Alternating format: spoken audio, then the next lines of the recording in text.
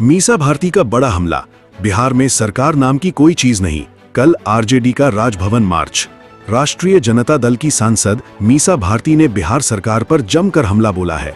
उन्होंने कहा कि छात्रों के मुद्दों और राज्य में कानून व्यवस्था समेत कई सवालों को लेकर राष्ट्रीय जनता दल की ओर से कल राजभवन मार्च किया जाएगा।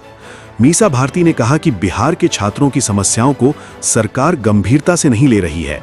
उन्होंने कहा कि छात्रों से बातचीत कर उनकी समस्याओं का समाधान किया जाना चाहिए।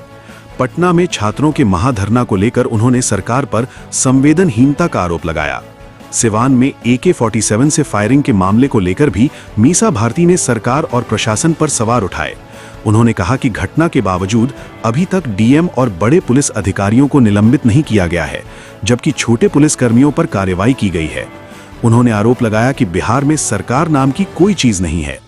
नेट स्टूडेंट्स को लेकर के और भी बहुत सारे मुद्दे हैं जो बिहार के जो स्टूडेंट्स हैं, और कहा जाता है कि युवा जो है वो भविष्य होता है, तो उसके लिए, उसके डिमांड के लिए, और खासतौर पे आप देखिए जिस तरह से सिवान की घटना हुई, दिल्ली की घटना अलग थी, वहाँ भी पैलेट गन चलाया गया। पहली बार देखा गया कि लाठी में कील लगा के स्टूडेंट्स के ऊपर वार किए गए, और सिवान में AK-47 चलाने तक की घटना हो गई है। तो अब उसको लेकर के हम लोग क्या कि सिवान में खासतौर पे अब तक तो सरकार को, बिहार सरकार को, वहाँ के डीएम और एसपी दोनों को सस्पेंड कर देना चाहिए था।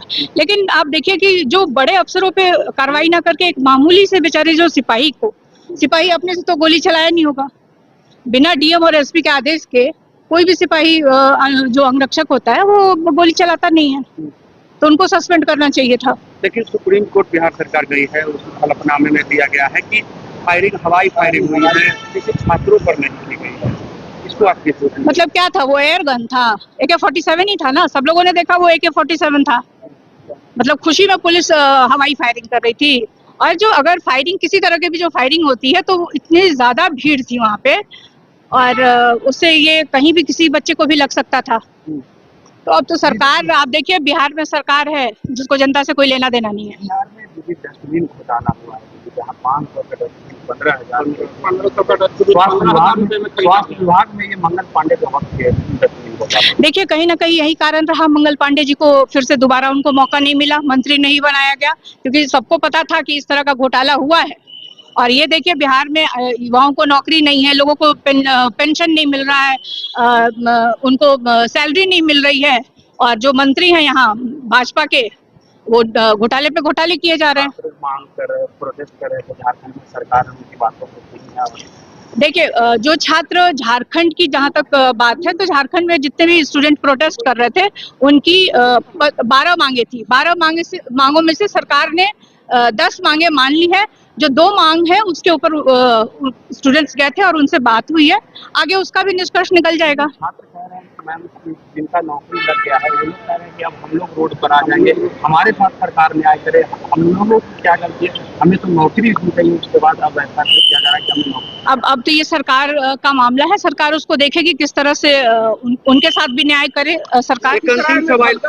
एक अंतिम सवाल लेंगे दीदी कि नीतीश जी राज्यसभा चले गए हैं, लेकिन अभी भी कार्यकर्ता सुपर सीएम के नारे लगा रहे हैं उनके सामने, कैसे देख रही हैं?